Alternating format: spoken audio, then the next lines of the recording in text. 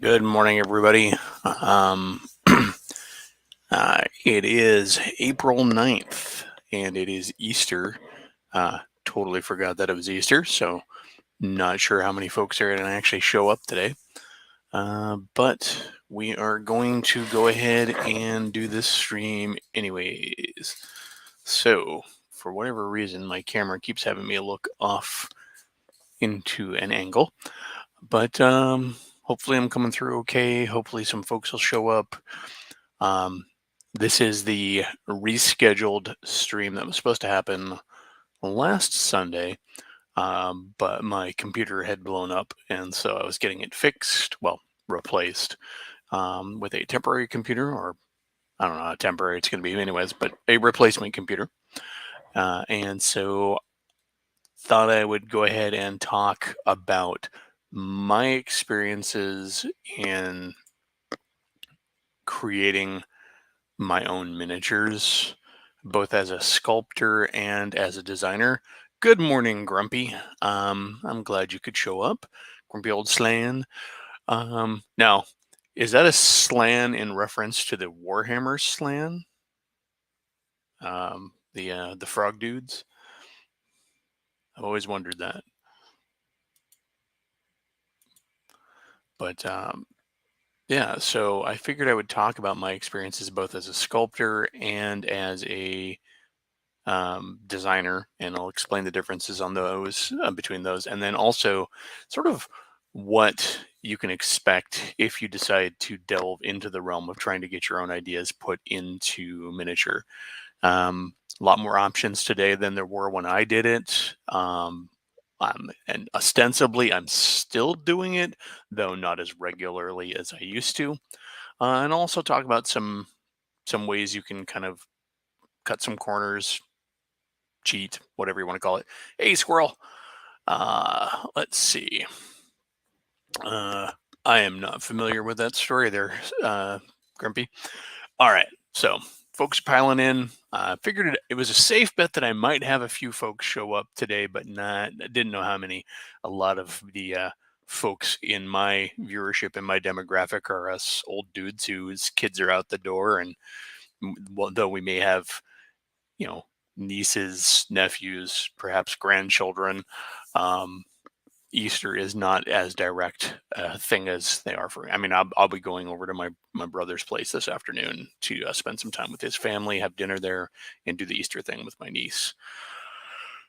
Um, also, seem to no, I'm thinking Slain. I was going to say in the Slain comics, I thought there was a Slan also, but I know it's it's a kind of a Gaelic thing as well. But um, all right. Um, so Grumpy, uh, one of the greatest shames of Warhammer in general is doing away with the slan. In fantasy and 40k, they were there in the original forms, and they were Aztec, Mesoamerican, whatever you want to call it, inspired frog dudes. And they're still in both, but they have been elevated to sort of off camera elements. In fantasy, they are all reduced to being these giant bloated mage god kings on thrones, flying thrones, which is cool. Um, and then they command armies of lizard men, which is a holdover from their original version. But in 40k, they have been way off camera and are sort of unofficially the old ones. Um, so yeah, they're really cool. I actually worked them into my nautical campaign when the players found an old lighthouse that had suddenly become active and was obliterating ships with a heat ray. They went in there and found psychic frog dudes in sort of a land of the losty sort of time and space adventure through a tower. Anyways, that is way off topic, but yes, definitely worth looking into. Especially if you go way further back, they're much more directly referenced in Warhammer. Um, so where to start? Uh, First of all, a bit of a disclaimer. Any prices I quote in here are a decade old or more. Um, so when I'm referencing prices and ways to cut costs, understand you'll have to adjust for inflation. I'm sure these things cost much more now. Not horrendously much more, but certainly do cost more. Two, these are my experiences. Everybody, I am not an expert, and everybody's experiences differ. The reason I am saying what I am talking about this today is because my non-expert position, I think, is much more useful to the regular guy who's ever dreamed about having miniatures made for his ideas. So if you were already experts, or if I was an expert with a very successful campaign or anything like that, um, uh, then I think my information might be less useful and less approachable. Um, it's like I look at these guys who have these really huge, really successful lines, um, and they may be artist creators, and so they function on a different level than I do. But I don't want to get too far ahead of me. Also, you may hear my cat in the background. She has discovered the basement after a year living here in the new house. And so she likes to come visit, but she is a very vocal cat. So um, I will try to ignore her because she's going to walk right up to me and continue meowing at me. All right, so where to begin? A little bit of my history on gaming. Um, or on creating miniatures. I have a small little boutique label of miniatures called Loud Ninja Games. Um, it is more of an artist's studio rather than a gaming company, but I produce miniatures through Alternative Armies in Scotland. They do a lot of stuff. They have the Ion Age miniatures. They're the current holders and keepers of Laser Burn and Hordes of the Future and several other lines. They do Flintlock, things like that. And so that is who I am and who I produce with. Now, how did I get into miniatures? I've always been very big on conversions and tinkering around with green stuff. Um, and the Eventually, as you do that, you get more and more bold in your additions. You're not just gluing pieces on anymore. You're sculpting new bits and you're doing new things. And like, here's a it's not going to show up well on camera, but here's a Reaper Bones figure that where's the camera there? Anyways, in general, it's not going to show up because it's a stupid stationary camera. But anyways, you're going to sculpt whole new hats and beards and hair and tack and harness and bags and cloaks. And eventually I reached a point where I had looked at a couple miniatures that I've been converting and realized that other than the base structure of the miniatures, there was really nothing left. So I had essentially sculpted whole new miniatures on top of um, what became dollies. It's a term. I don't know if you're not familiar with miniature sculpting terms. A dolly is what they call the blanks or semi-finished figures that they will then sculpt regular figures on. For example, if you're going to do a range of infantrymen, you might sculpt a dolly, two or three dollies for variations in pose, like minor variations in the body pose, but you'll leave the arms off. That way, you can go ahead and sculpt, say, their shouldered weapons at a slightly different angle, or you might leave their heads off so you can have them with variations on headgear, things like that. But dollies are really useful, but I'll get to that soon. Anyways, so I'd use these other figures as a dolly to create new figures. And at that point, I realized it was time to kind of put a toe into the pond, so to speak. At that same time, Gavin at Alternative Armies was introducing what he called his SHM miniatures line. That stood for Self Help Miniatures. And this was an idea that really, I mean, it appeared at just the right time because I was wanting to sculpt, and it seemed like why bother if I couldn't actually get them out there in the world. And so Gavin had already been following stuff I've been doing on my blog at the time, which is Icy Lead People. It's pretty much dead, but if you want to go back and look at it, it's what I used to do. Um, and then also things I was posting on Facebook. Anyways, so he contacted me, and we got to talking about SHM, and so I started sculpting. Um, uh, Sculpting is something I dove into maybe a little too soon as far as releasing my miniatures, but so the the first sculpts I did were a race of um, basically in owlbear humanoids for fantasy that I had created for my games a long time ago called the Uhul. I created about 4 poses in 15 millimeter, and they were pretty rough. Based, if you were to compare them to what I did later on, they were actually quite rough, but they were still very usable, and they painted up pretty well, and they were well received. Um, so SHM miniatures, just to be clear, when you sculpt them, they become the IP property of Alternative Armies. So you are sculpting for them, and this is you're not getting paid for the work, but you are, however, going to get X number of copies of whatever you sculpt in lead, plus a voucher for in-store credit for packages for packs of whatever you want and stuff. It's a good way for somebody to to try out their skills, get stuff out there, see how it's received. Anyways, I went on from there to create a range that people liked and I really enjoyed.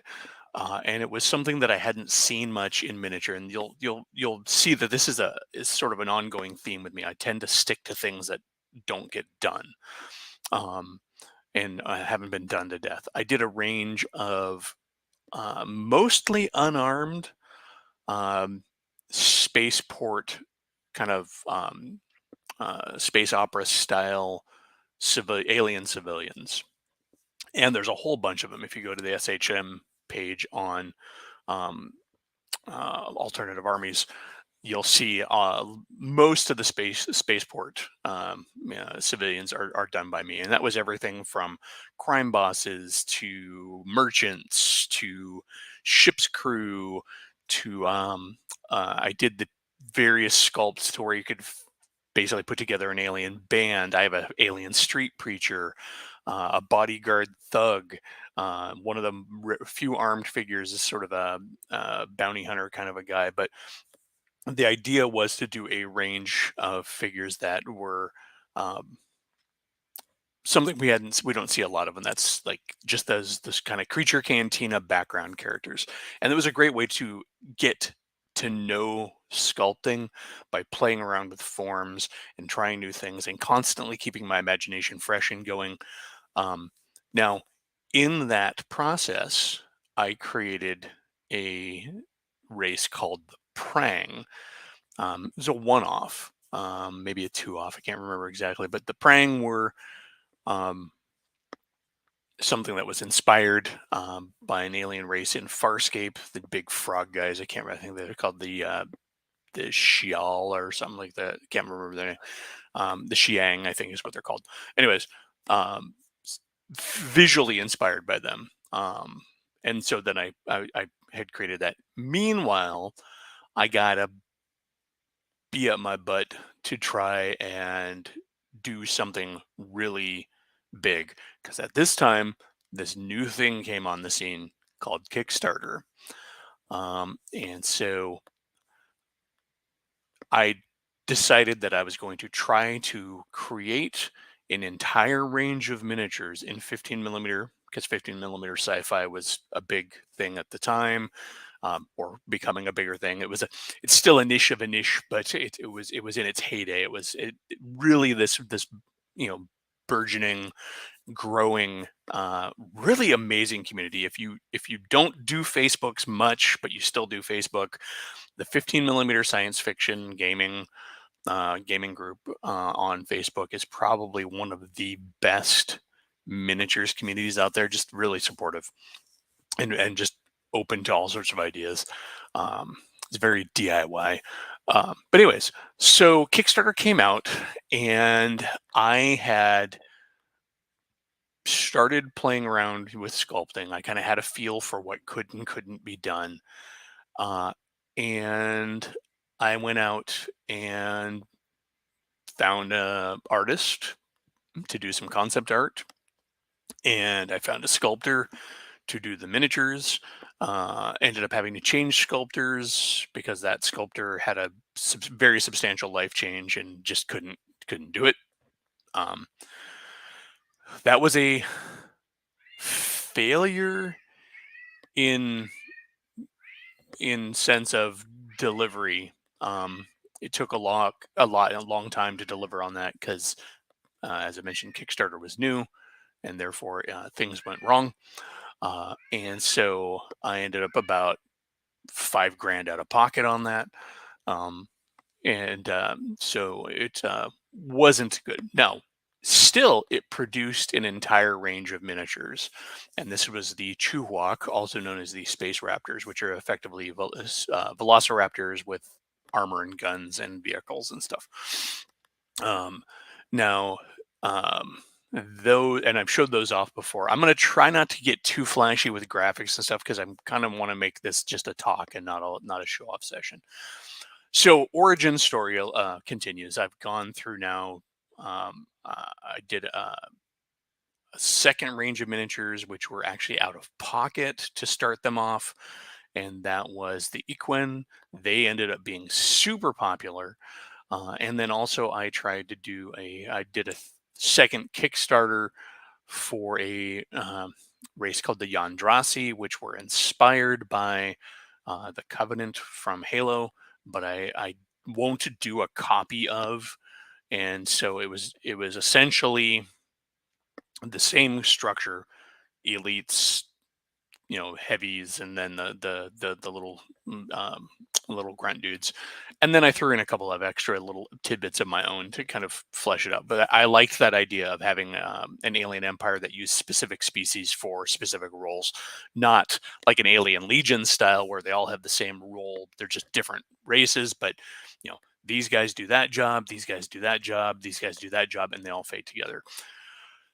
So um, the last thing I did was I ran a Kickstarter for an expansion for the Equine. That did not succeed. It failed by a hair's breadth. Um, and I don't know why, considering that is my most popular range of miniatures. The artist did it on spec, and unfortunately, in doing so, he didn't get paid as much as he put into it. The miniatures did go in. He was cool enough to let me keep the sculpts and put them into production. And so that the expansion did get made. Now, along the way, I also did some sculpting of my own. And I did like a small range of Wasteland, kind of Road Warrior / Gamma World type figures. I think I've showed off my Mutant Bulls before. And if you haven't seen them, I'm going to pull those up right now because those are cool. But anyways, and then I've done like just a couple of one-off Star Trek alien races. Those were originally sculpted as an expansion for Astro Minis. Astro Minis did a really cool line of not Star Trek figures in 15 millimeter. They do not produce anymore, and that is too bad because they were good stuff. But they ultimately did not go with using. I think they stopped before I had the miniatures done. But basically, I did an Excalibian, and I did the Horla, or Horda. Yes, Horda. Horla is a different one. That's the Vincent Price monster that was then communicated to Ravenloft. So, anyways, that is kind of brings you up to current. I have not sculpted or created new stuff since the Equine expansion. um, and I distinguish creator from sculptor, and I'll get into that a bit.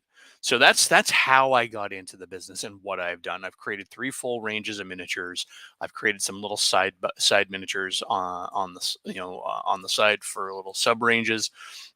And these are the mutant cows that I was talking about. So these guys are these were sculpted by me, um, and part of a Gamma World thing, or mutant future sort of thing. I mean, they could be after the bomb or whatever you want to do.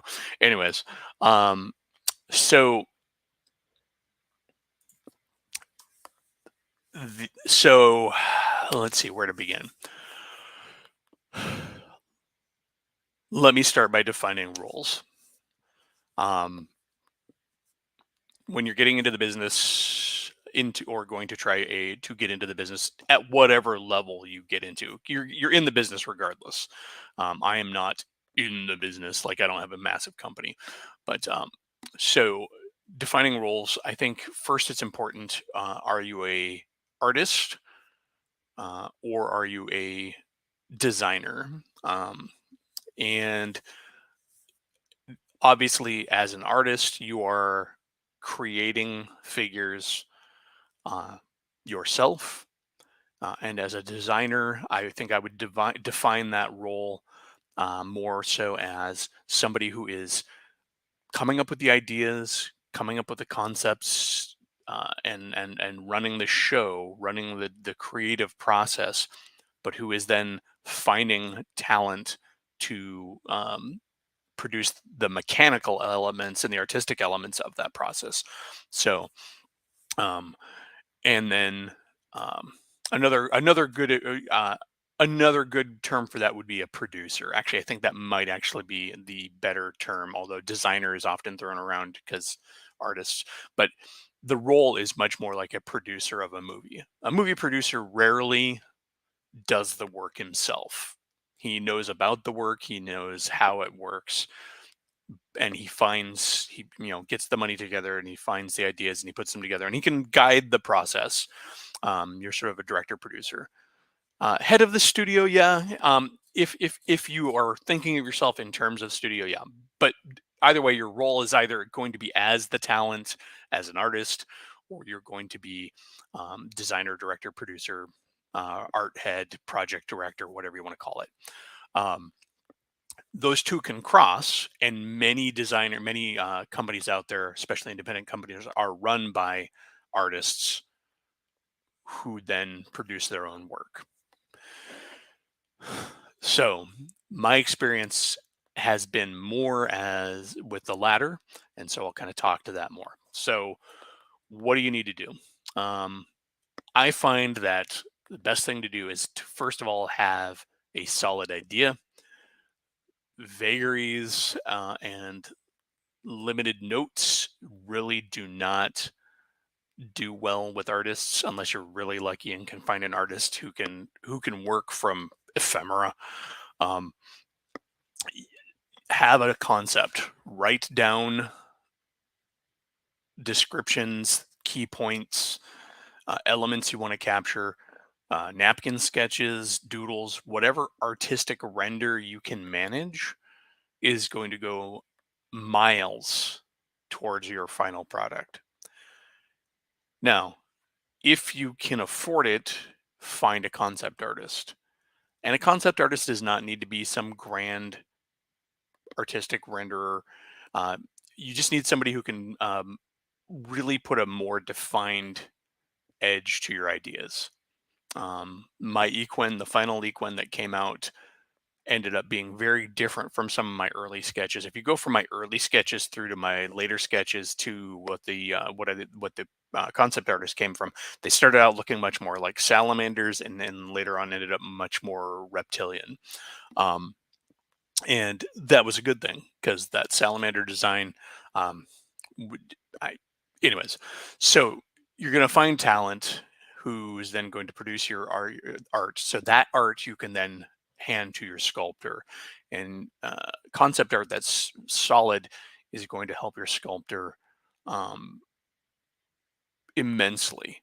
Now, you still want to make sure that when you're talking to your artist, to your sculptor, and you will have to find a sculptor, whether that's a digital sculptor or a traditional sculptor, um, you'll want to be able to communicate what is important about your sculpts, what scale you want to have them done at, um, because they are then going to communicate to you what does and does not work. Unless you're intimately familiar with how things translate from sculpt to mold to production, you're likely going to be relying on your sculptor to help you out.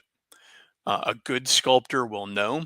A bad sculptor will cause problems. That did happen in my first Kickstarter run with the Space Raptors. Uh, there were a lot of problems with the sculpts as presented that created, as Gavin at Alternative Armies described it, the worst molding experience he had ever run into. It wasn't that they didn't mold properly as far as like imprint in the molds. It was that there were weak points on the miniature, so when they went to demold them, like they were ripping off at the ankles and stuff like that. They're just too thin, too spindly. And so that's an example of like an artist who just doesn't think about what's going to happen. A vulcanized molding is not a it's not a subtle process. Metal casting is not subtle. These guys don't have time, so things have to be pulled pretty quick.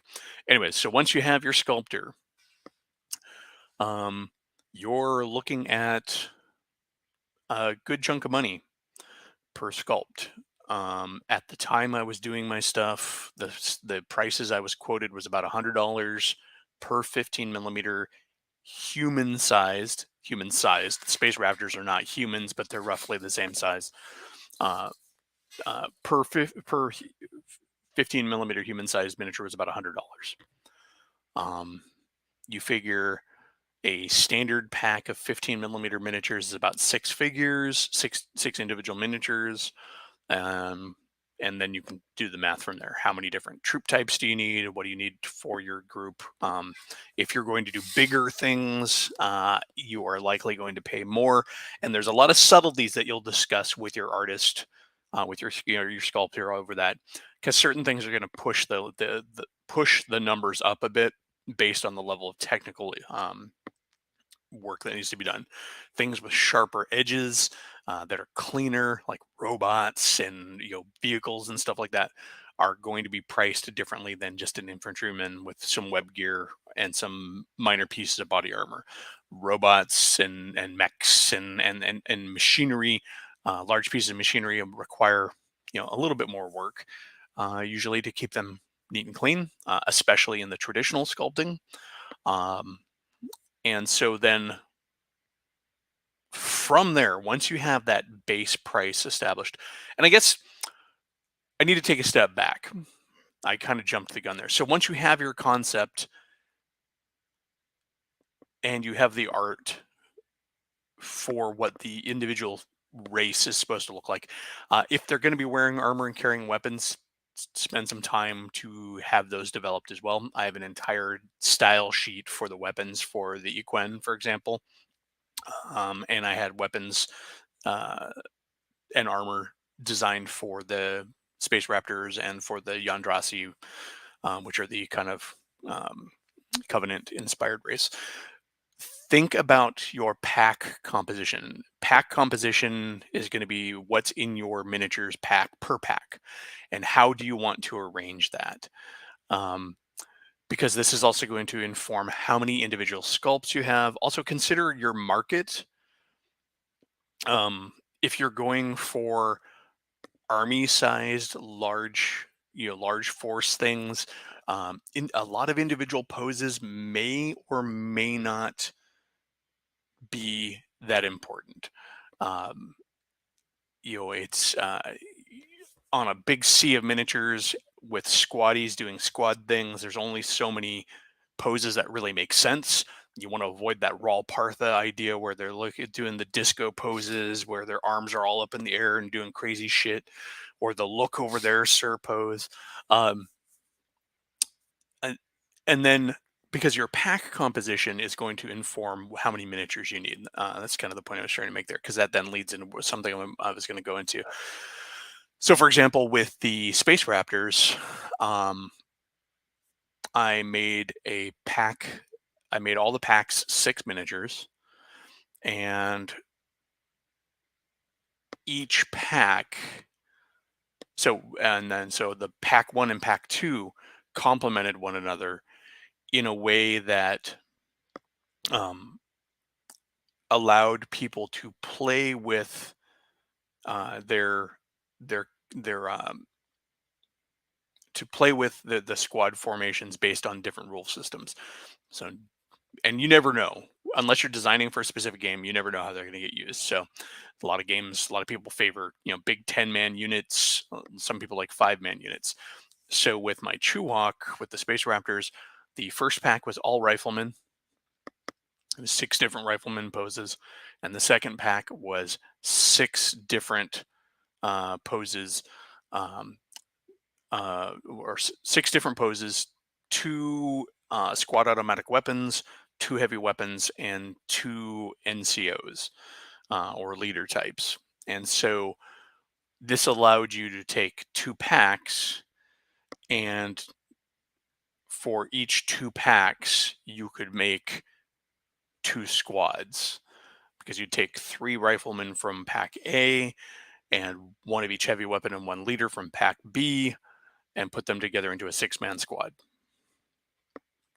And then what that also allowed you to easily do is make weapon teams by just picking up this, pack B, and use the paired up weapons, and then an officer type. Or if you don't like 6-man squads and you wanted 10-man squads, that was easy enough to do as well, because all you had to do then was buy 2 of pack, pack A, and you'd have 2 6-man, 2 groups of 6 riflemen, and then 1 pack B, because then each squad would still then get a leader, a heavy weapon, and a squad automatic. Or you could combine them in different things.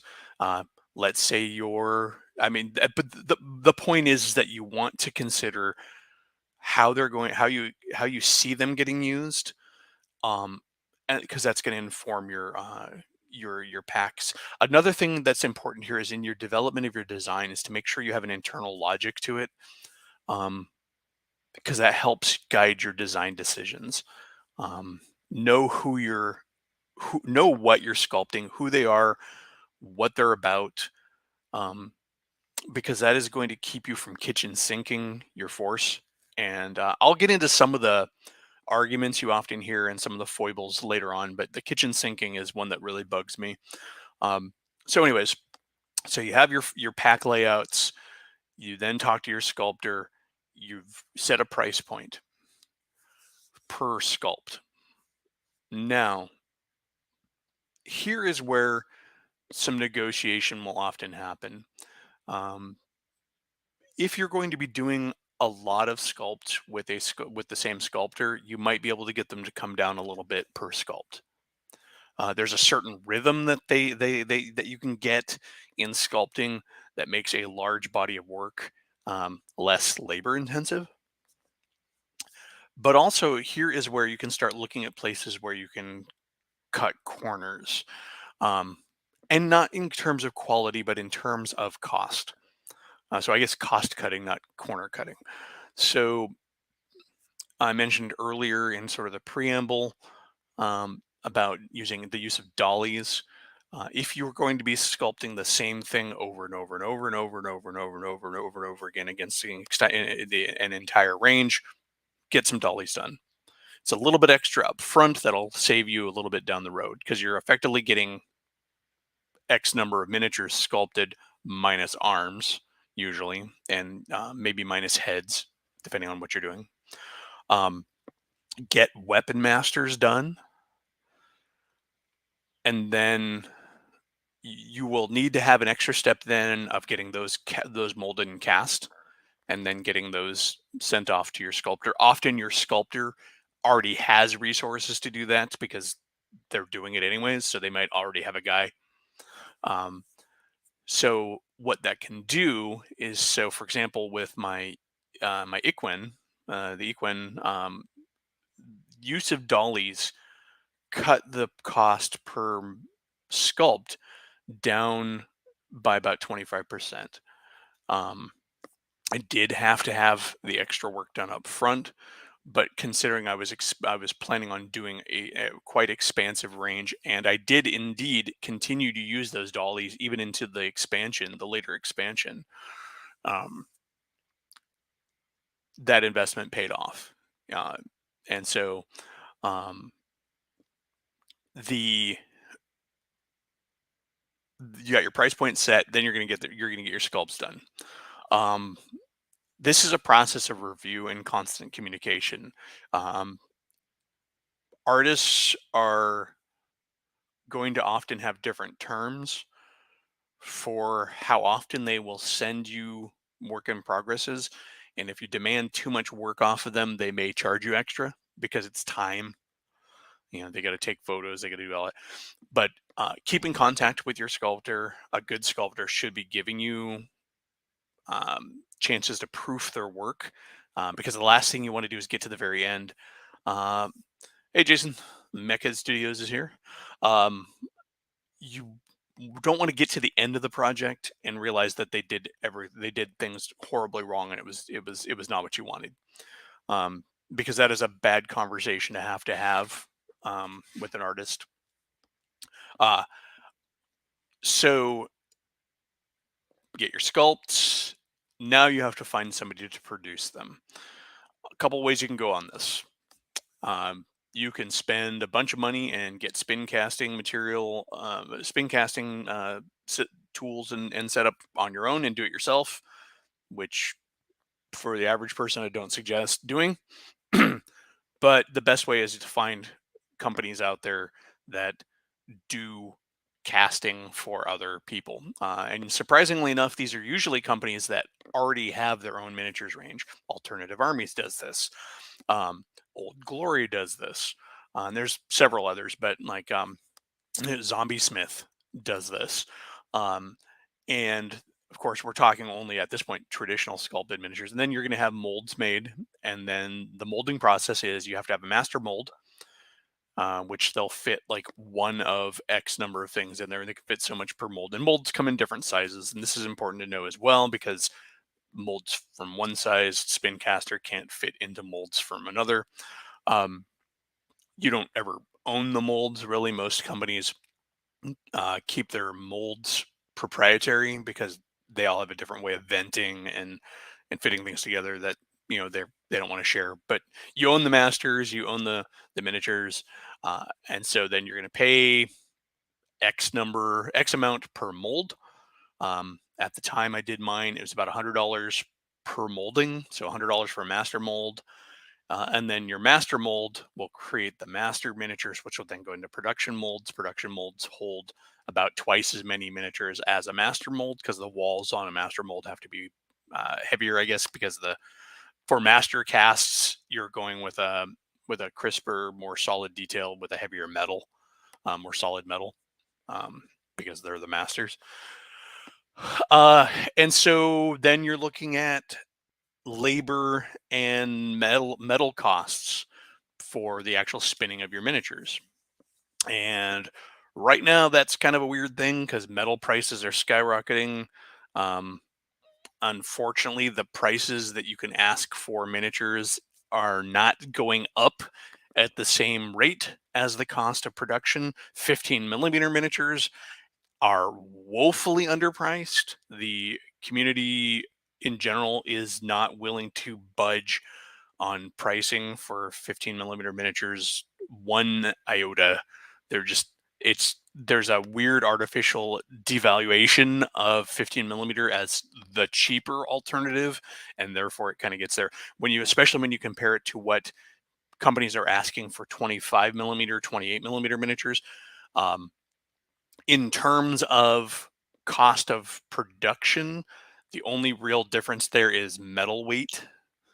The sculpts do not cost a huge amount more to make a 28 millimeter sculpt than it does a 15 millimeter sculpt. It's about twice as much up front, but the prices they're asking are much wider. So that was all traditional sculpting. I don't have a ton of experience with digital sculpting, but I did have some of my vehicles that were done digitally, and that can range very weirdly. You can find people who just do it as a hobby and like to, and that's how what I did. And so, the guy who's done my vehicle designs just liked doing them, and did them basically for free and for copies of the models. Um, because digital sculpting knows no borders, you can find a lot of cheap digital sculptors all over the world. Um, Digital sculpting carries with it some dangers that traditional sculpting does not carry as much. Digital sculptors are often thinking in terms of printing as opposed to casting. So you really have to be clear up front that your final product, whether it's going to be cast and produced as an actual physical object through conventional casting and molding processes, or if it's going to be 3D printed. Um, a miniature that is perfect for casting can still be 3D printed, no problem. However, many miniatures that are designed with 3D printing in mind cannot be effectively molded and cast. Undercuts, just the arrangement of the miniature, because anything that's going to be molded has to work in that mold plane. That's between the two halves of the mold. So it's very important that if you go with a digital sculptor for a model that you plan to have cast up, molded and cast, that you communicate that and they understand that.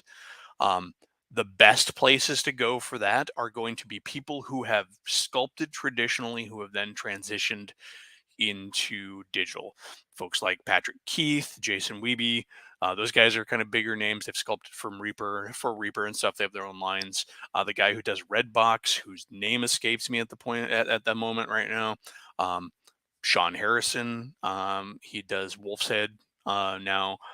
He's been digitally sculpting a bunch of stuff for the Fallout game, but he also sculpted um, my my Yondrasi and my second run of the Equine.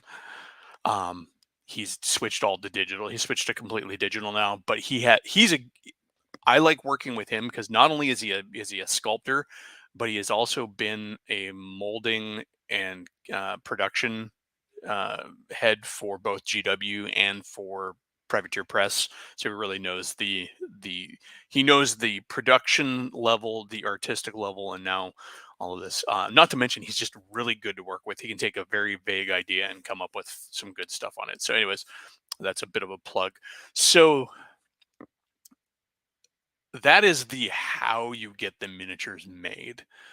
Once you have that figured out, um, I'm going to pause here for a moment. Anybody have any questions about that? Anything I may have glanced over, glazed over that you're curious on? And take a drink of my coffee, and then chase that with some water.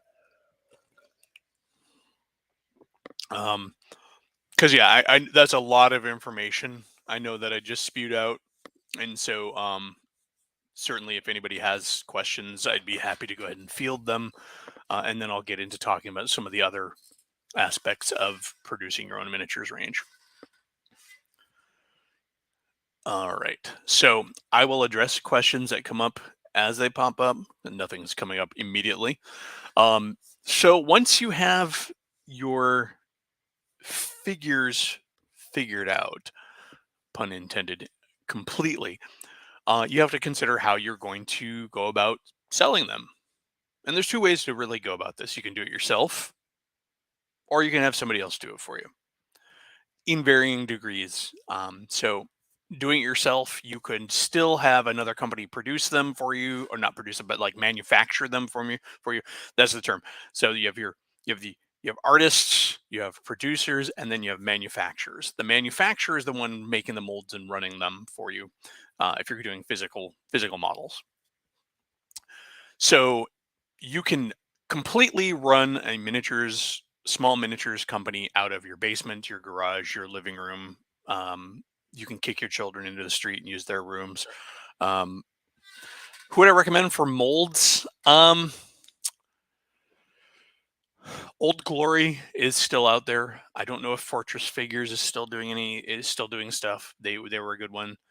Um, Alternative Armies, even though they're in Scotland, they do great work and they have a lot of experience. I mean, those guys go back to the pre-Slaughter days of miniature production. Um, Gavin's dad has been in it forever. Those are the ones that come to mind off the top of my head. Zombie Smith also is good. He does physical models, and he also can print out masters. And he's become quite adept at even doing 3D production. He's actually doing 3D printed production models now.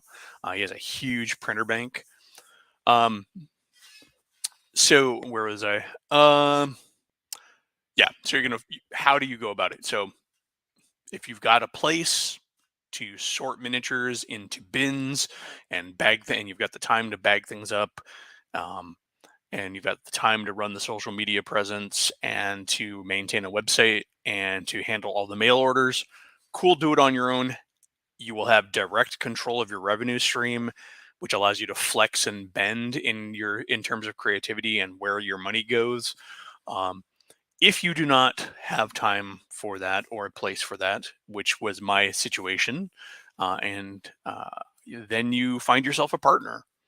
I had already been sculpting with Gavin. He liked the work that I did. He liked the work that I'd been producing, and so was willing to partner up with me and make it very easy for me to produce new things. All I have to do with my arrangement with Alternative Armies is get them models, get them the sculpts.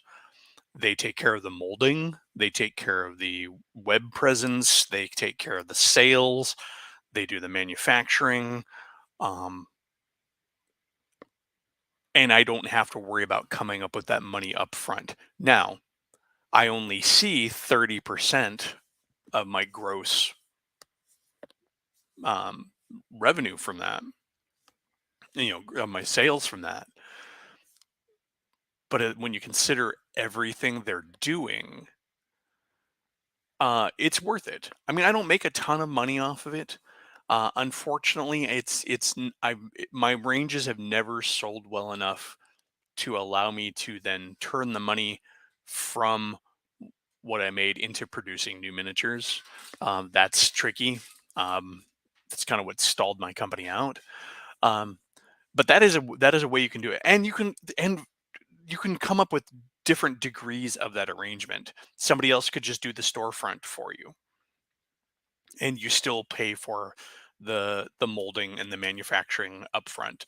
Um, the only problem with having to do that is that you have to be able to have the funds up front to be able um, to get it done. Um, Miniatures are not the reason I decided to do this, because miniatures are not out of reach for people to produce. They're not cheap, but they're not the most expensive thing that you're going to produce. So the latest range of miniatures from my company, from LNG, from my label, um, were the Equine, and I'm going to try and pull up something here real quick, because a visual aid is important here. I think I've shown this off before, as same. Okay, so let me get this pulled up here. All right, so see this.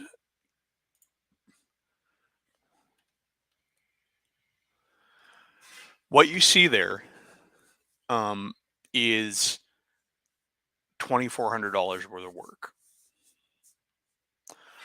Now you'll notice a combination of metal and resin in these sculpts, and that's that use of master sculpts and dollies. So the beasts here, everything but the weapons is original sculpts.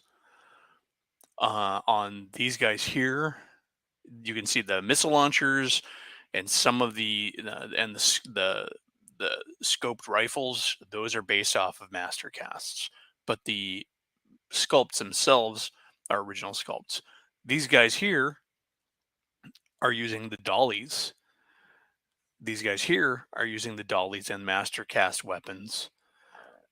So there's some cost cutting there for sure. Um, the but that's only $2,400. So I mean, that's saving up for a year. That's a tax return. That's, if you're making money and you've got a decent amount of disposable income, that's not a lot. And you don't have to do it all at once. The only reason I had to come up with 2400 I had to do $2,400 worth of miniatures in one go was because I was trying to do it as a Kickstarter. Now, if I had just done a expansion of Rifleman using the existing dollies that I already had, these guys were only like $50 a miniature to get sculpted because all he's doing is finishing up the arms and the details. In fact, I think I may have even got those as low as 30.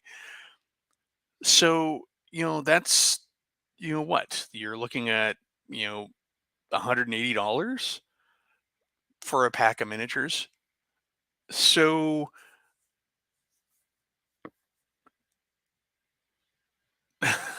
later, Jason. We do have to listen to those who control the budget. So if you're not trying to create large offerings for a big release, you can trickle these out. And honestly, that may have been something that I should have looked at more so than trying to do massive releases. But the time between the last major release of mine and these guys was a long time. And honestly, the original Equin that I pulled out, those were out of pocket, and those were only 6 figures? No, 9. Because what I actually ended up doing was um, I actually did, um, basically did I did like 2 poses and then doubled them up in the packs. And so, um, that initial offering was designed to accommodate the tabletop gamer who is forming squads. And again, and this I'll go into a second here some of the grumps and complaints and feedback you'll get from the community that you can either listen to or not. So that is really the business aspect of it. Um, Before I continue and go into sort of the creative uh, interfacing with the community aspects of the of being a miniatures designer, any other questions on production or creation?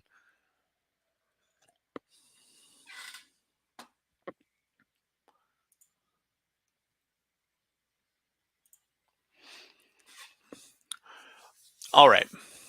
So I mentioned earlier that when you come into your creative endeavors, especially if you're creating a range of miniatures, um, I believe the term is range for individual offerings, whereas your entire um, company is basically a line. Um, I'm not sure if that's actual or whatever, but that seems to be how it works. So, anyways, a range of miniatures, like for example, my line is my 15 millimeter sci-fi. Under that, I have the ranges of Space Raptors, Yondrasi, Equine. So When you're designing a range of miniatures, it is important, at least to me, in my mindset, to have a very solid idea of who they are, what they do, what they represent in the universe, and really have that solidified. I take it an extra step, and I actually write lore for my thing for my races. I come up with background and stuff because as a creator, that keeps them internally consistent. Internal consistency is the key to making anything work as a range of miniatures. Remember, miniatures are incredibly visual, and if it can't be communicated visually, it's not going to matter to your consumer, and this can cause some problems. I'll mention that in a little bit.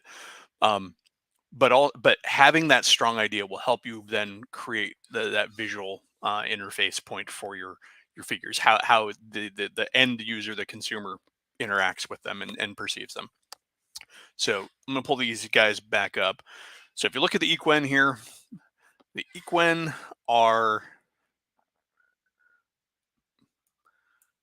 clearly kind of low tech dudes with you know tribal elements to them, and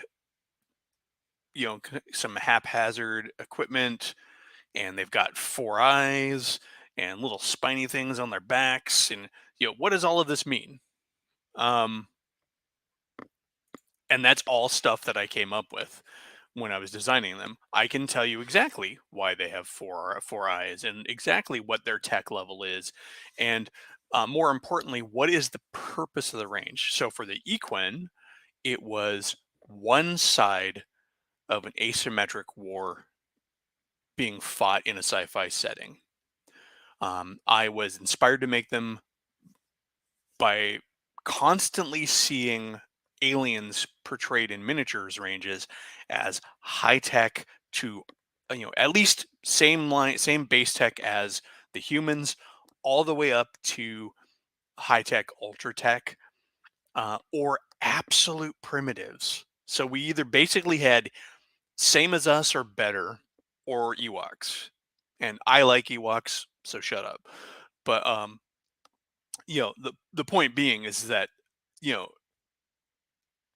there was nothing there was nothing in that little niche, like, and part of it may have been slightly inspired by things like District 9, where we saw aliens that were clearly fighting with intelligence and with a technological understanding, but who weren't fighting at the peak of their game.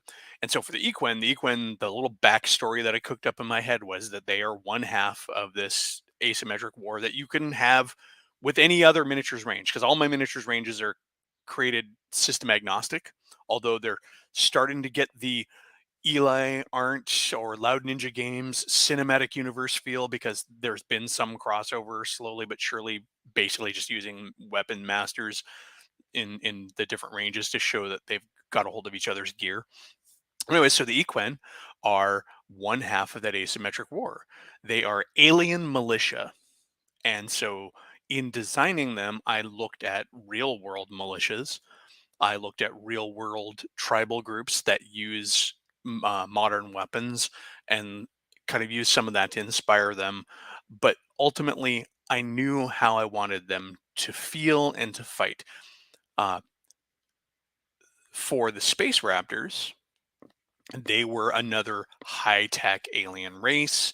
They were incredibly efficient, therefore, and pretty tough, therefore, smaller squads. Their vehicles were compact because they didn't need to have massive crews, because basically all of their vehicles are run by one or two crewmen and then an onboard AI.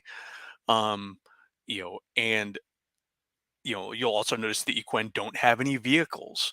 Why don't they have vehicles? Because they're one side of an asymmetric war. So the vehicles that they're going to have are likely going to be stolen from uh, another force. And actually, I even addressed that in this second uh, uh, offering by these guys up here. You'll see peeking out, there's a gun here. These three guys are designed to stand in the back of a truck with a pintle mounted heavy weapon or in a hatch or whatever. So you can take whatever vehicle that you might have in the army that's opposing them, or some generic weapons like maybe mining vehicles or dune buggies, whatever, and put these on there. They're also constructed such that you can cut them off at the knee or the waist to put them in hatches if you need to. Though, I mean, you could easily probably just tuck them into the hatch, but you might have to trim their bases. And then the pole on the weapon is however long you want to make it, because the weapon is not made with a pole built in. It's just got the housing. So again, that kind of is that design concept of what you want them to do and how are you going to interpret that. So nothing in this army speaks to the force that they're fighting necessarily. You'll notice all the weapons are very basic. They're either tribal and internal to the Equine, cobbled together like these guys here who are using some sort of vaguely cylindrical charge as an anti-vehicle bomb, or they have very basic, simple assault rifles, which are easily explainable through things like trading with gun runners. Although I wrote that into the Equine as well. But that goes that the whole point is that internal consistency. Now, where does the internal consistency, the internal logic come into play when interacting with folks out there?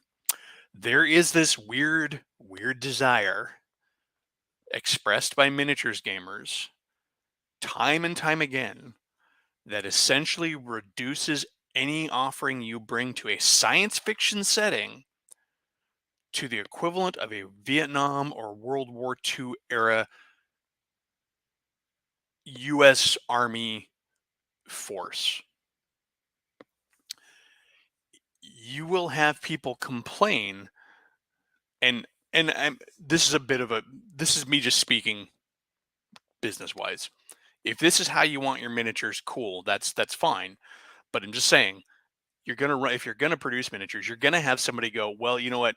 I would really like you like to buy your miniatures, but they're missing X. They're missing Y. Go ahead and give them X or Y, and then I'll want to buy them. Don't listen to those guys. There's always going to be that guy. Every hobby has that guy. In D&D, it's that guy, and other tabletop RPGs, it's that guy. In comics, it's that guy. Well, in miniatures, you have that guy also.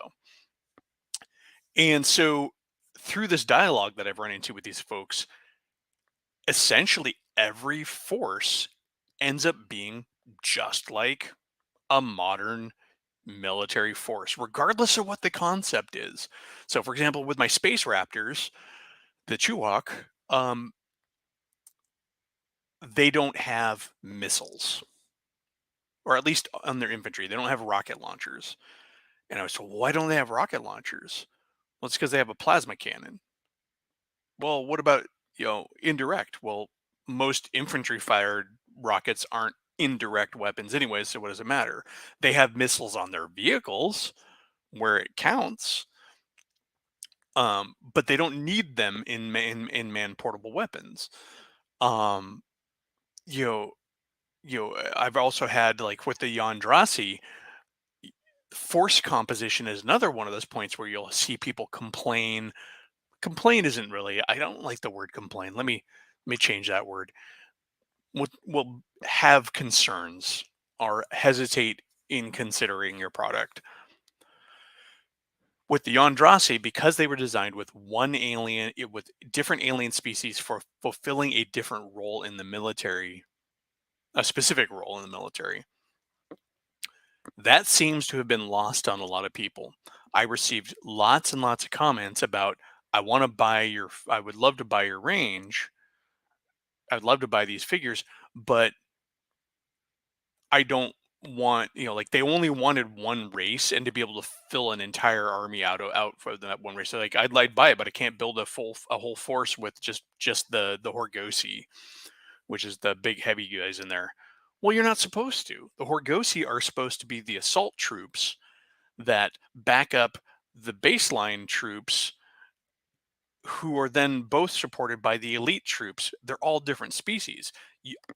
I'm not going to create miniatures to make a full force out of this, because at that point it's just another alien race like any other, and that wasn't the point of that range. And so that internal consistency and that internal logic can sometimes get in the way. um, but for every person who doesn't like it, and this is why I said it's not it you kind of listen to those folks or not, but understand that for every person who takes issue with the way that you present your range, there's going to be other people who appreciate that.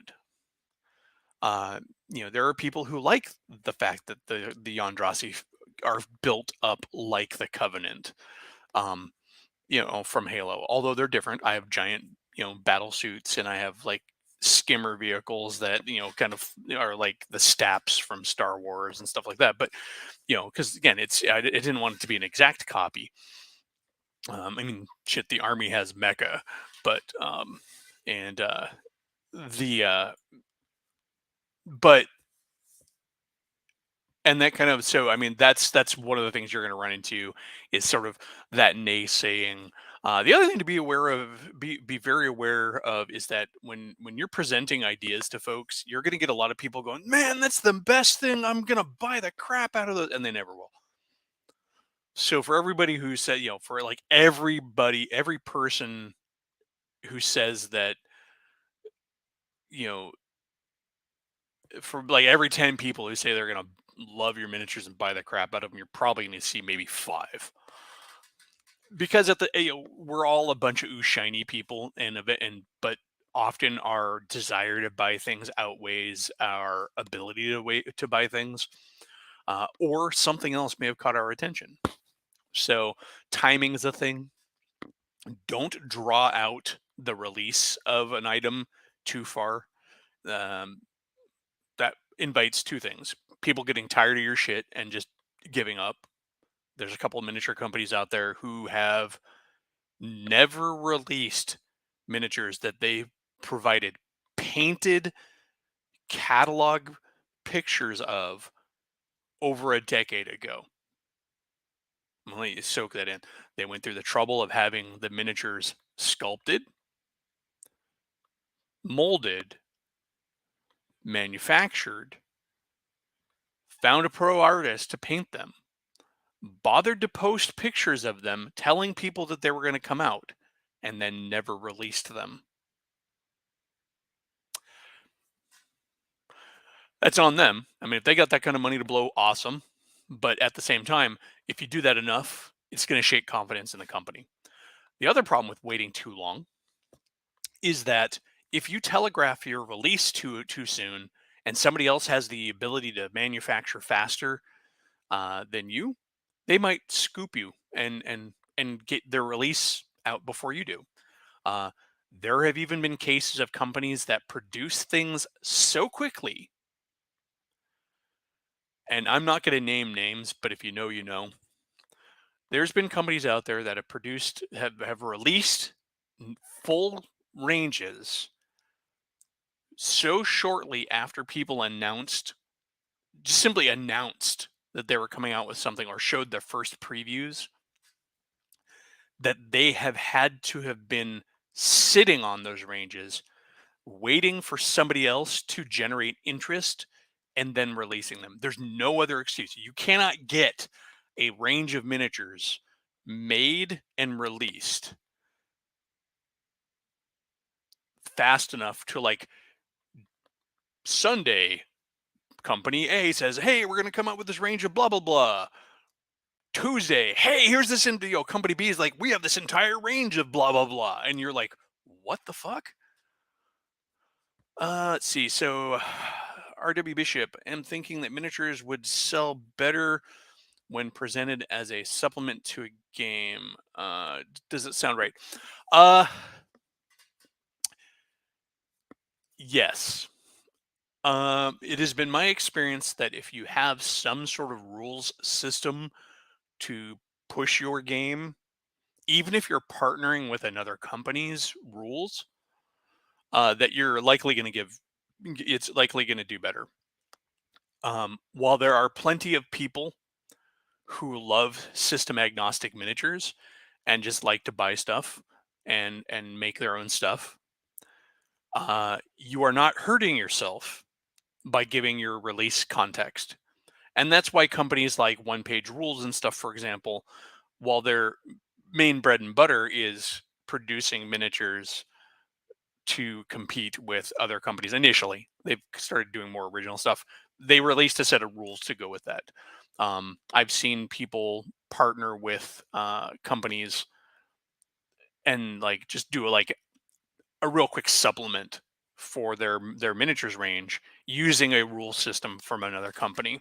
Um, yes, that will help you. Is it always going to be the case? No. It kind of depends on the part of the hobby you're selling to.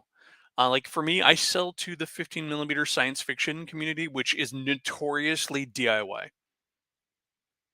And part of that is because, for the longest time, we had no miniatures ranges, and then now we have a ton of them. And then for a while, we had only a few miniatures rule sets, and now we have a few more.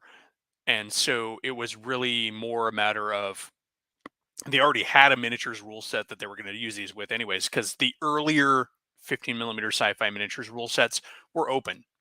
You had Stargrunt from Ground Zero Games, which is kind of build your own troops. You had Grunt's 15 millimeter, which is one of the first ones to come on the scene, and it had build your own troops. If you go further back, you have things like Beam Strike, Laser Burn. Those allow you to build your own troops. So those were already in place. So system agnostic stuff is done really well in 15 millimeter because it was already there. I think also if your market has more noise in it, in other words, there are more people producing in that market, having something to help it stand out.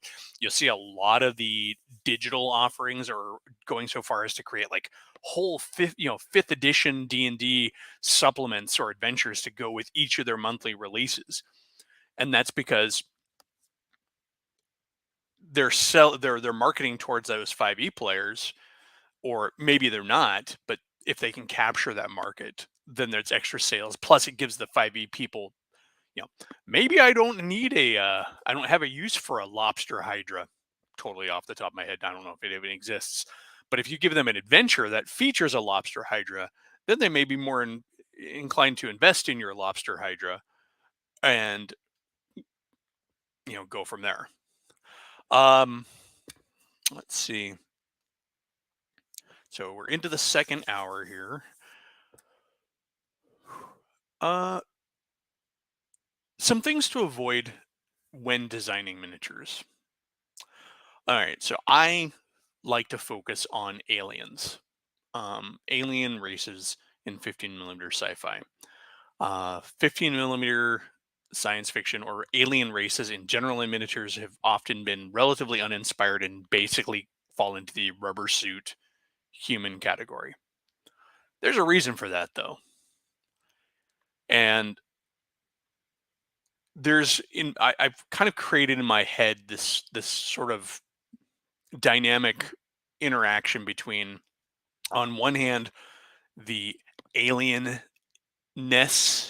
the real what's often talked about in at least in this little niche of miniatures as alien aliens, or really alien aliens, the aliens that just look actually alien. So there's, on one hand, you have how alien they look, and then on the other you have how much sense that alienness communicates in terms of a miniature, and they kind of balance one another out or kind of counteract one another.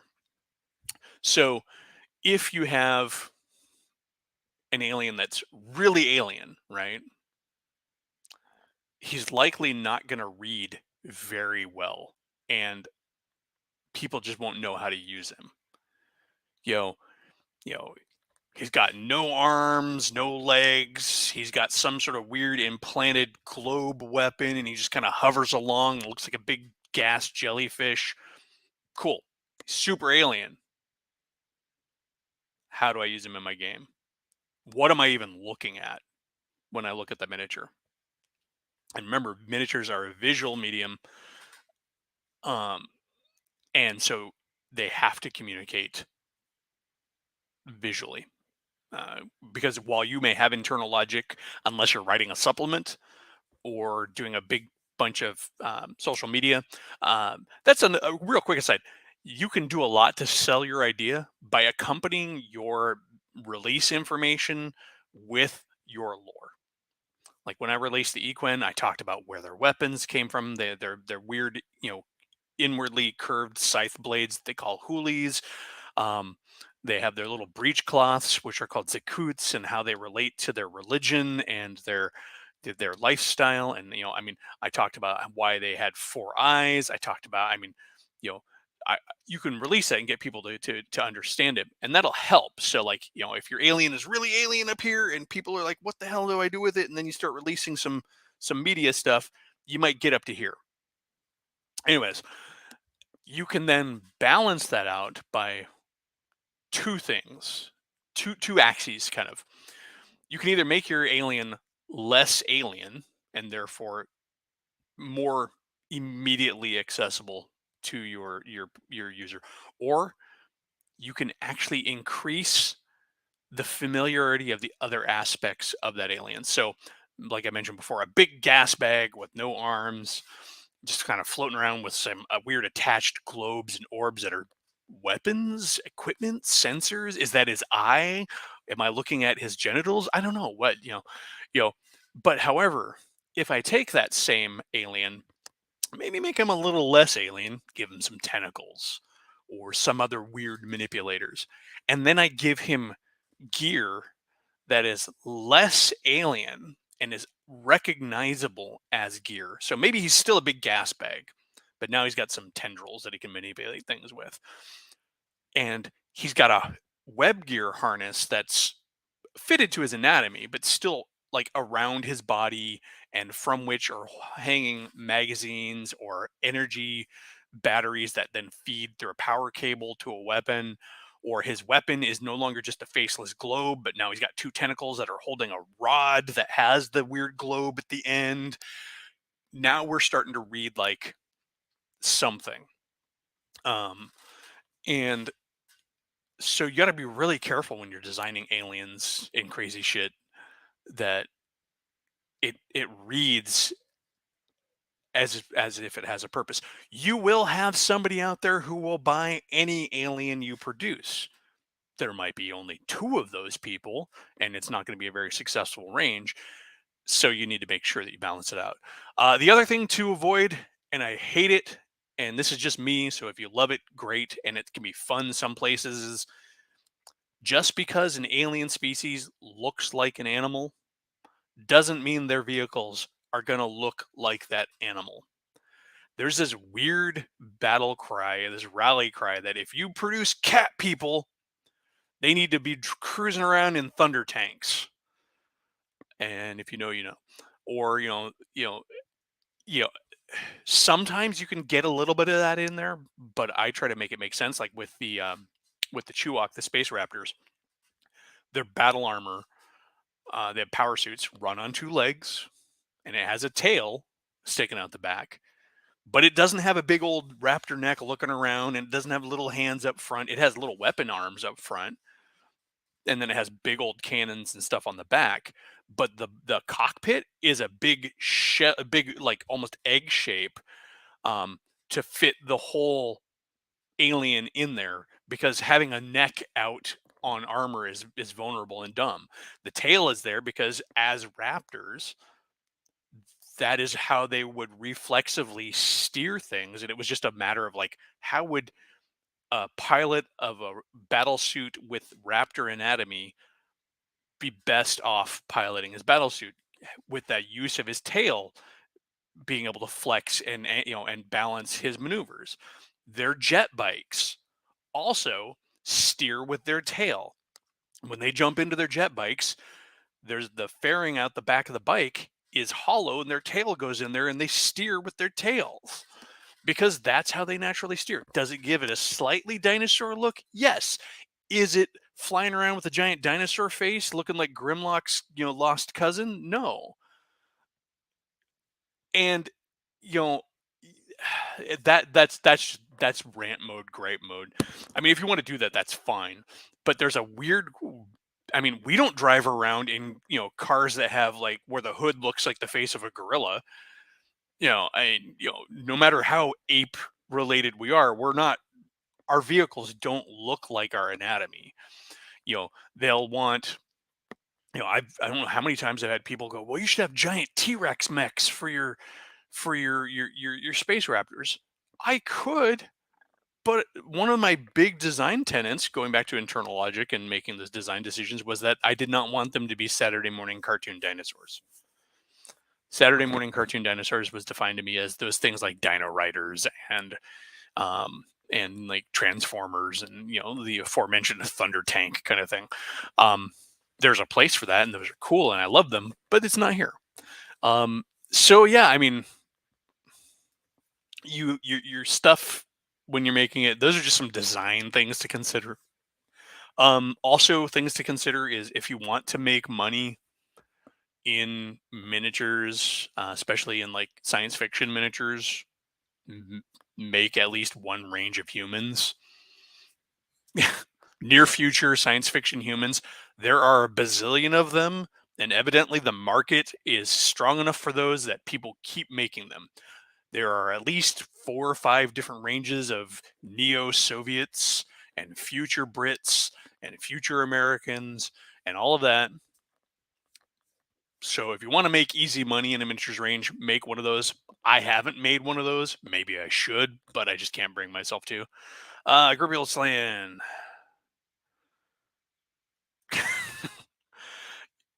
Yeah. Well, there you go. I mean, it is like you, but it doesn't resemble you. And that's the thing. Uh, you know, um, and you could explain that. Depends on how sci-fi you're going. If you're going like crazy science fiction, um, you could come up with. I mean, again, internal design logic. If the whole idea of my dinosaurs was flip side to be goofy Saturday morning dino soldiers, then yeah, absolutely would have had them running around in dino tanks and all of that. I mean, I'm already annoyed enough that their light tank accidentally looks like a triceratops head because it's angled in and then has 2 rear weapon mounts that could look like horns. And let me see if I can find a picture of it actually. Yeah, I'm already annoyed enough that I accidentally made a ceratopsian tank. um, but you have to kind of squint to see it. Let me see if I can find it. Let's see. Here we go. Here's the original digital file for it. So just a second.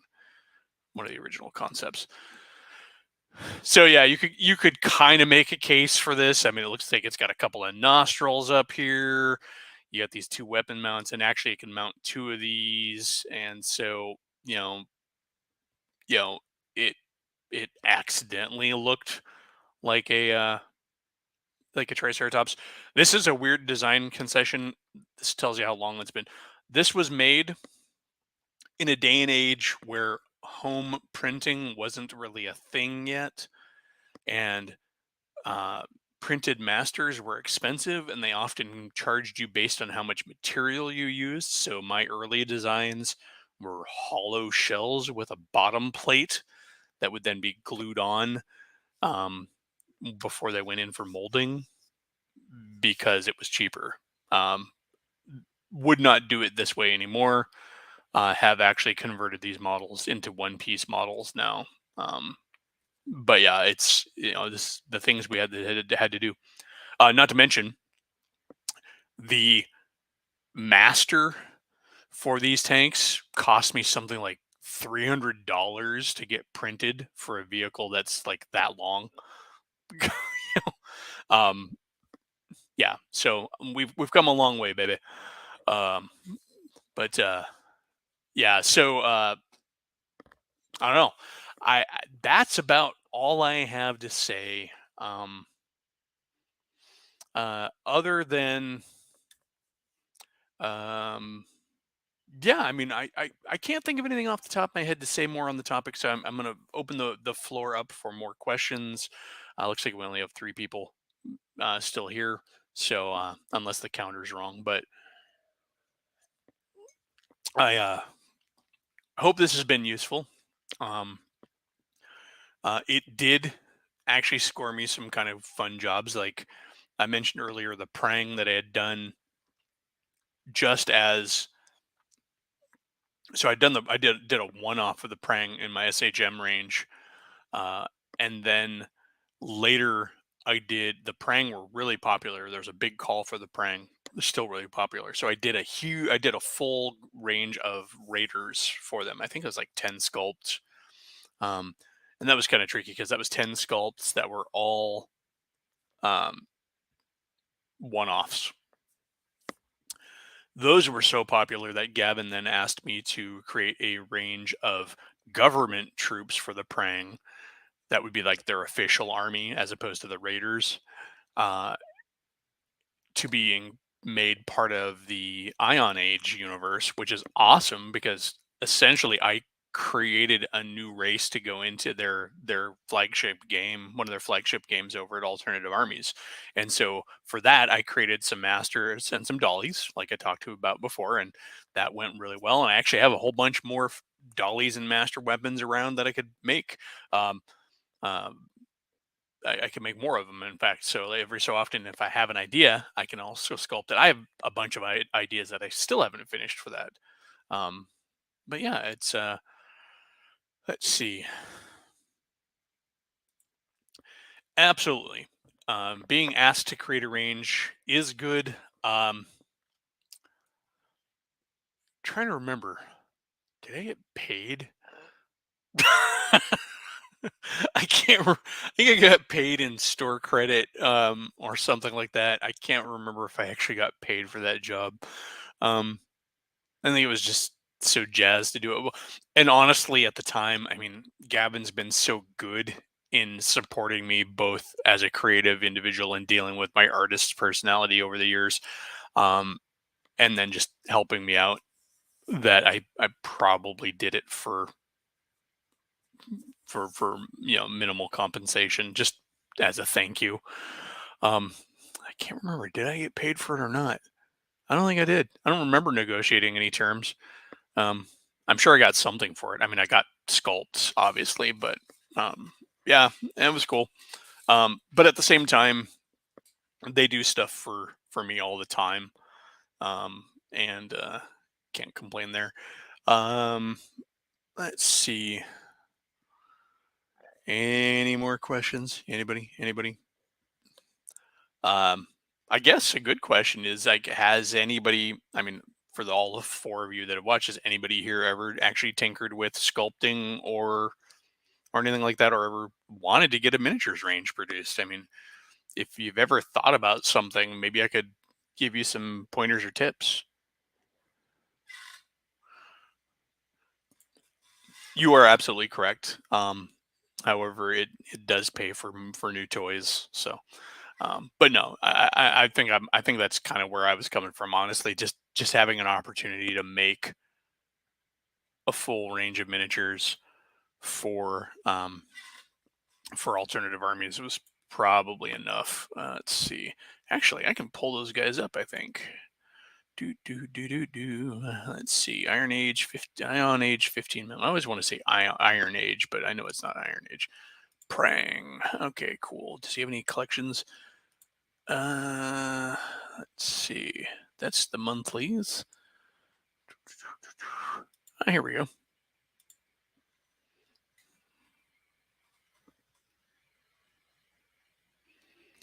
Blowing up a picture off their site, so I don't know how well this is going to show, but this was the official army troops, and then the figure that's highlighted was a pilot figure that I did just for fun. So from the top, we've got the Prang Water Bearer. It's kind of their version of a standard bearer. Uh, they basically carry water from their spawning pool in this scepter as sort of a battle standard. I then made a comms guy, and I'm pretty sure this is a medic. And then we have a wounded and a dead Prang. Got like a sergeant and a couple of special weapon troopers here. This is another sergeant, and I'm pretty sure this is also a sergeant, just because the weapon, the special weapon. This is a tech. This is a technician. He's got a laser cutter or a plasma cutter in his hand. This is the officer figure. You can tell because he has a pointy hat, as opposed to everybody else's hats.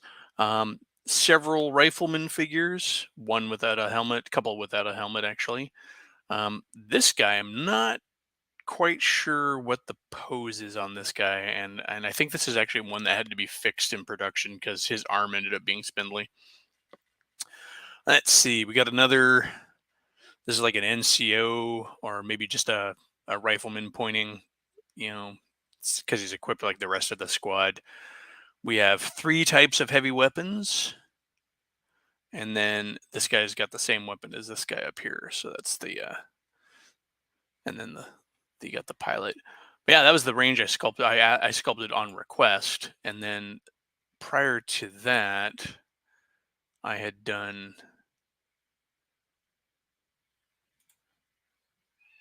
these guys. Oh, will they not come up? There. And these are the Raiders. And so in here we've got, they're a little bit more haphazardly equipped than the government troops, but you can see a similarity in their armor. I think this guy here is this is the very first one I ever did. I think. Yeah, pretty sure that's him. And then we have sort of a diplomat character, and then this pirate captain who is really cool. He's got a critter on his shoulder. He was fun to do. But yeah, we got big old heavy gunner with his blast shield down. But these guys were fun. I think I actually have. There's another one there. They have. Yeah, here we go. Here's the back of the pirate captain. He's got this critter just clinging onto him.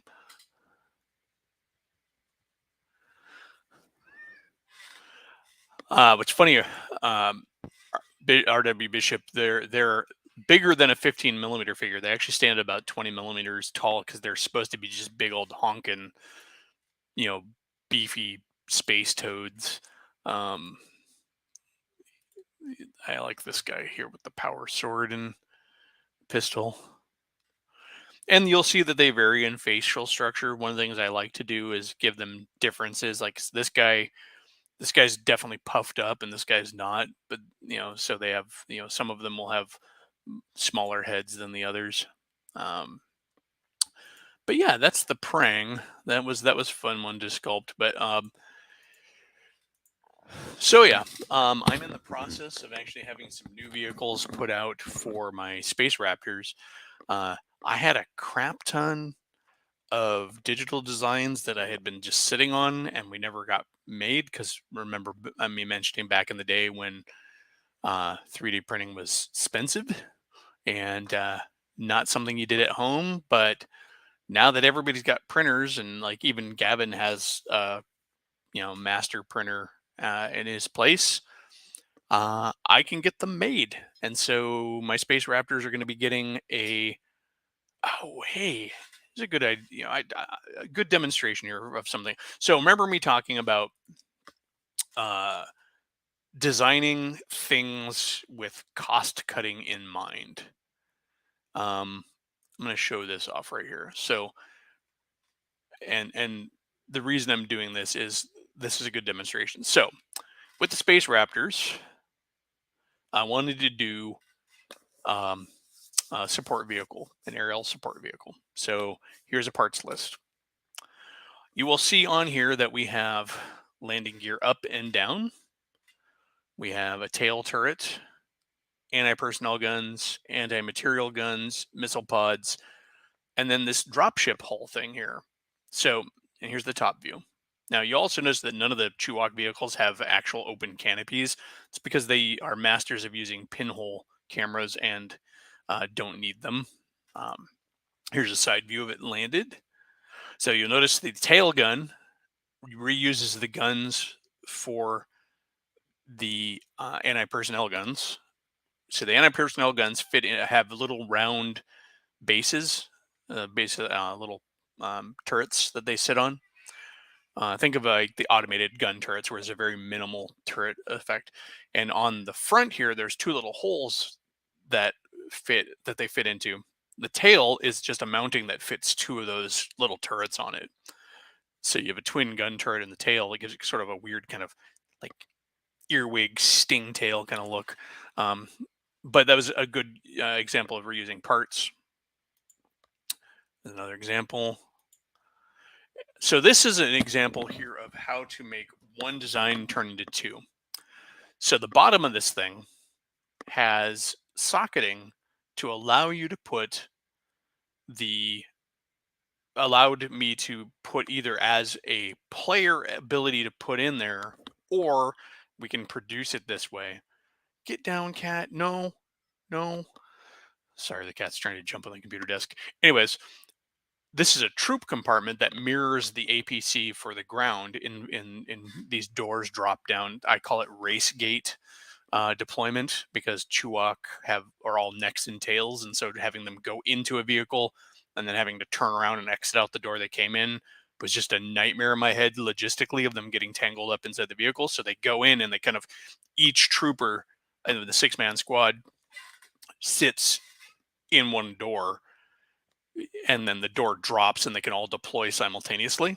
So race gate, like a horse race. Anyways, so this is a little module that goes on the bottom. Hey, Shadow, just talking about making miniatures here, and kind of towards the end talking about some of the design aspects. And also here you can see those anti-personnel guns on the bottom. And so, but this sticks on to the bottom of the vehicle and covers some of the normal detail on the gunship version. And you're gonna hear my cat; she's pissed off at me. But to make it a transport version, it's still armed, but it's not as heavily armed. And so here is the bottom diagram for the gunship version. These green plates are the anti-gravity plates, because the Chewok are an anti-gravity species. And then we've got anti-material rifles and missile pods. The cool thing is that when I had these made, they were all of the weapons are shape coded as far as where they socket in, so you know where to put them.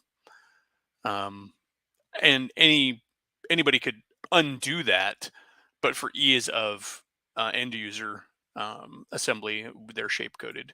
But here is the bottom for the troop transport, and so you'll notice that these outer anti-personnel guns are not mounted, though you could. I'm not. I mean, honestly, if I was to put this together, I might actually put two more anti-personnel guns out here, um, just to give it um, some extra firepower. But at the same time, you know, this could be. We're talking about the basic models here. This is the basic kind of stripped down baseline personnel. Uh, let's see.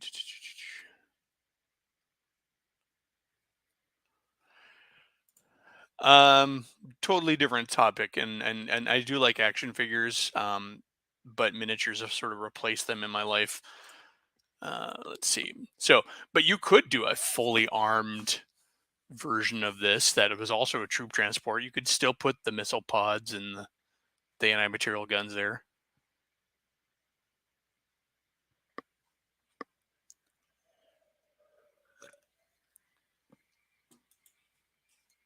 There's that close up on the tail gun and a front view. Now there's the equine dollies. I was talking about dollies earlier. This is what a dolly looks like. This is what you have sculpted, and then on here that you get the details.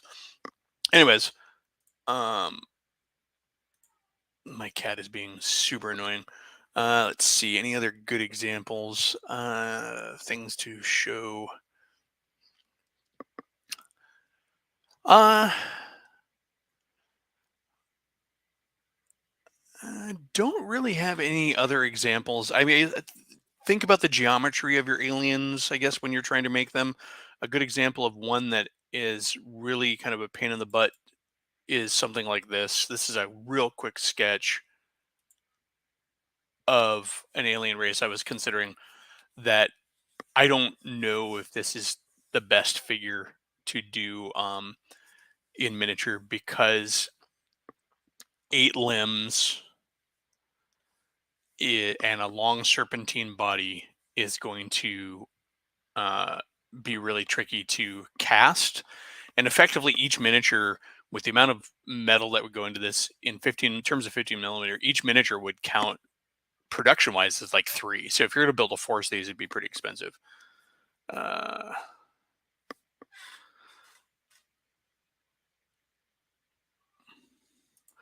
so Shadow, there are reasons for that. Yeah, they're so expensive, but also everything's become expensive.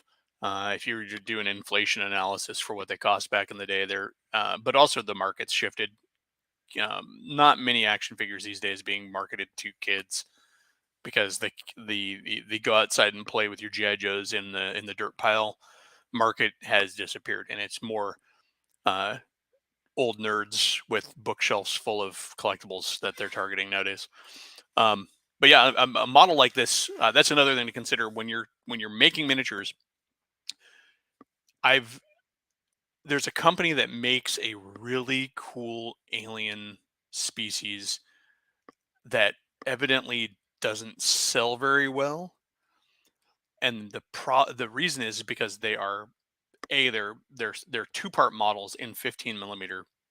Um, there are these kind of centauroid, insectoid aliens. Um, um, and so the uh,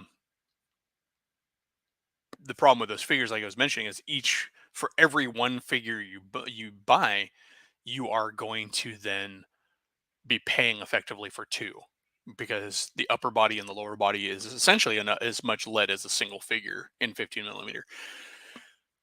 Uh, Ways to counter this would be in a system agnostic situation, it's tricky because you either have to make each individual figure look like it counts for more. In other words, packing a lot of heat, just looks like it's really gnarly and big, or you have to have some sort of highly advertised, very obvious lore or rule system that speaks to the quality of that troop.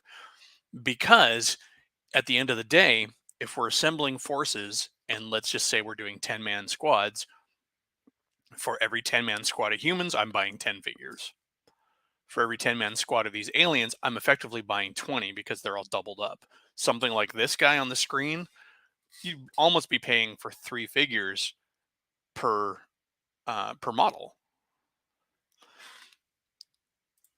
Yeah, training is not a visible trait, and therefore it is hard. It is not something you can generally use to market miniatures. Um,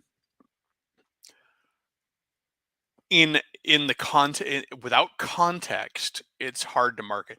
Games Workshop, for example, can show us Imperial Guard, which are doofuses with laser rifles and very minimal body armor, and my favorites. And then they can show us Space Marines, which are big armored guys with that look badass. There's a clear visible contrast in quality of troops between those two, even though nothing about those two figures necessarily says that, because I could take a Imperial Guard stormtrooper type figure with an enclosed helmet, packing a bolter, and he can look as badass as a Space Marine. But because their lore is well established and they have that internal contrast between within aspects of the same range of miniatures, they can make that sale. Not to mention, in general, you're likely going to field smaller squads of Space Marines than you will Imperial Guard, and so. But that's not something that's communicated by the miniatures themselves. That's something that's communicated by the rules uh, and the lore. So again, if you're going to try to sell a generic miniatures range um, uh, without the without supporting rules, you're going to have to. It's going to have to stand on its own. It has to. You're going to have to sell it on the merits of the miniatures themselves. Um, Talking about designing things, here's some of the earliest artwork for the Yondrasi when I was having Todd Ulrich, who was my artist, do the concepts for those. Let's see, where am I?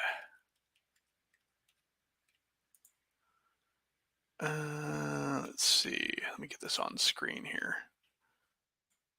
I said, let me get it on screen. There we go. So you can see at this stage, we hadn't quite figured out exactly what the anatomy was for the Tabshar, which are my elites, because they're fully armored and helmeted. So really, the only part that we needed to know what looked like was their feet, and how many fingers they had. This is another thing. Don't worry about it if it's never going to show in your range. Um, the Horgosi, however, walk around mostly unarmored or partially armored, and so we needed a better idea of what they look like. And so I actually based them on prehistoric mammals from the like Pleistocene mammals.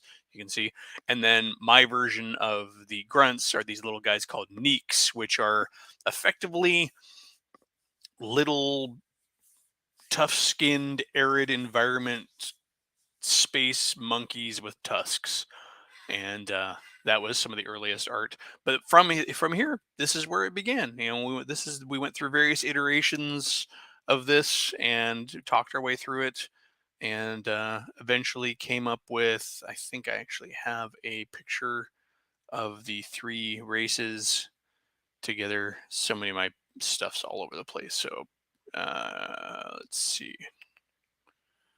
I know we did individual art pieces for them and came up with because we concepted each of them individually, but that was just sort of the first run, the first pass, and from there we then expanded and detailed. And usually, when you're working with an artist, if you're working with a good artist, he's going to do an initial pass just to make sure you're on the same page before he starts getting into any details, and then he's going to start fleshing it out from there. And here we go. Here's the final versions of the three races um, as they came out in the game. Ah, messing up my screen.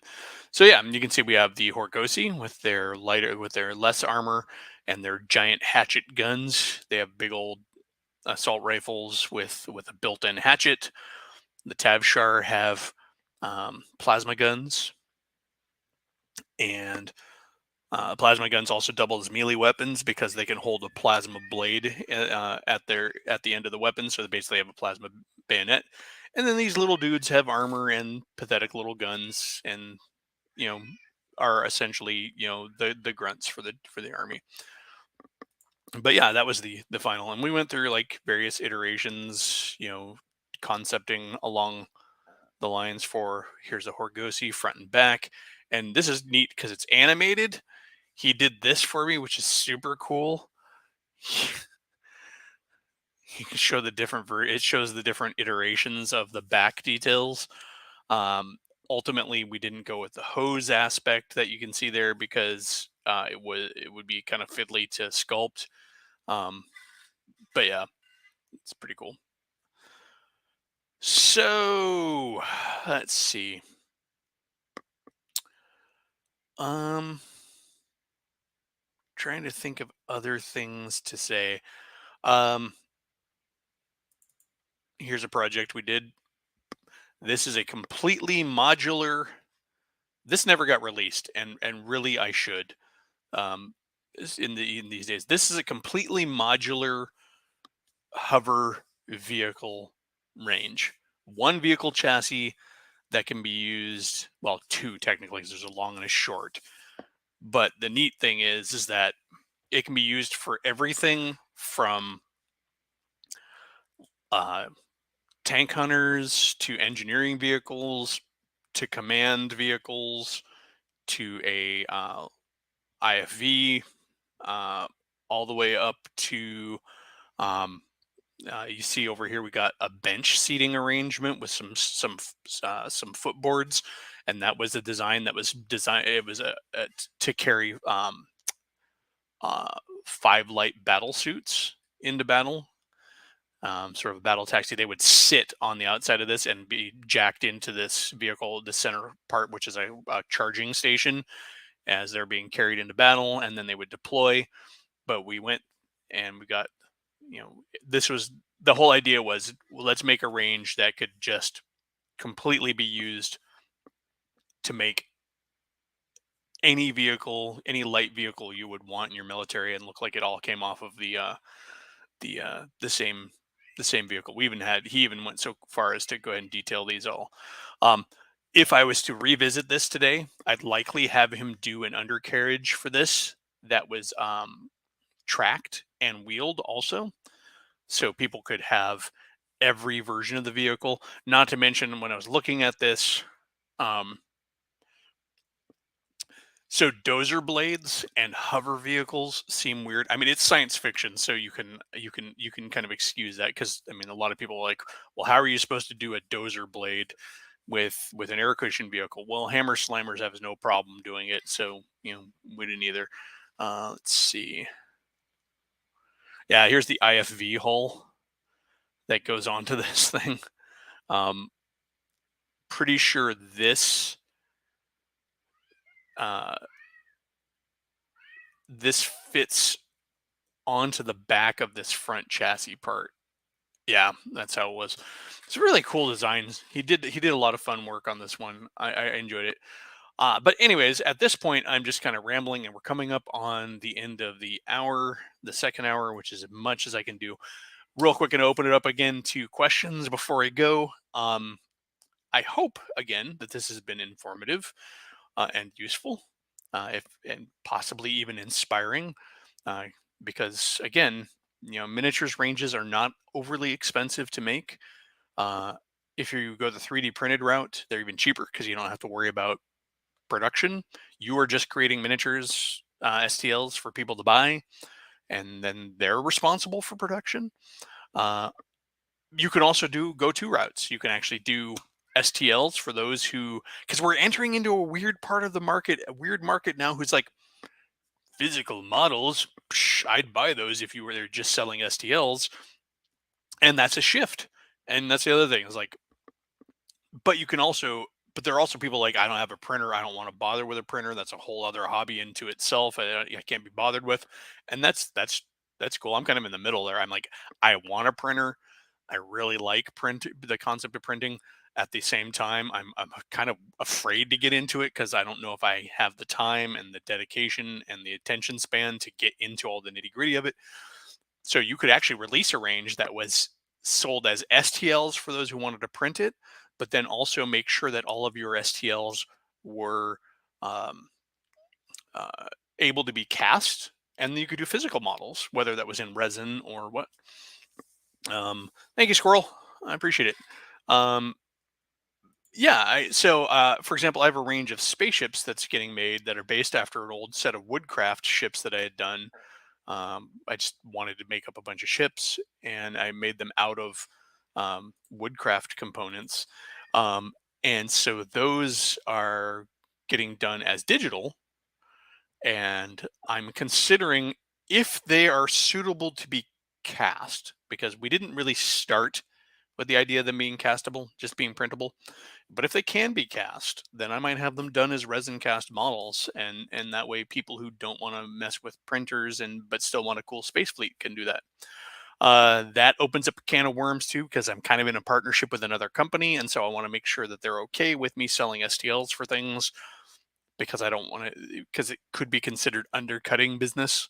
Um, so, but at the same time, if that did become a problem, then I could always create a subline or a range that was basically like, oh, LNG Direct, where you buy directly from Loud Ninja Games instead of going through alternative armies, or create another label that's specifically for this other little side venture, kind of like when the guitarist from a band goes and starts his own little side band because he wants to do things that the main band doesn't want to do.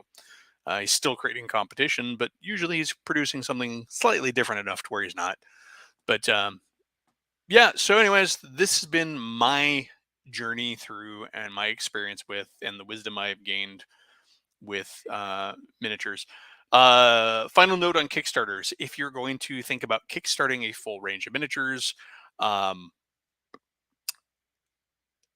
know that these days you pretty much have to have everything done and ready to go before anybody's really willing to entertain it. It's Kickstarter is basically a giant pre-order system now. It's not really in a position to support those people who just have an idea and a little bit of starting capital. Um, it really seems to be more of a pre-order.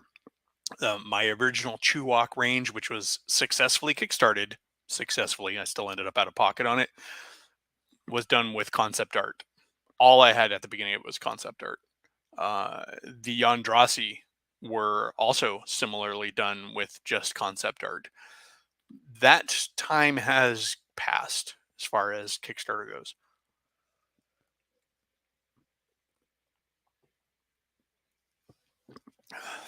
I have seen very few Kickstarters that start with next to nothing and then succeed. Um, but on that note, I will shut things down.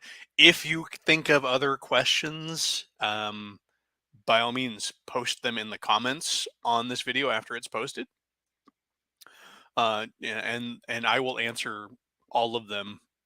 I'm always online. You can find me on the Discord too. My Discord window is almost always open. So if you want to start up a one-on-one chat, maybe you had a question that you didn't want to ask, or you have an idea we want to run past me, I am there. But on that note, I'm going to go ahead and call it here. Everybody, have yourself a wonderful day. If you're doing the Easter thing, enjoy it. Although by this time, you may have already done it. Um, have a good one and get out and game.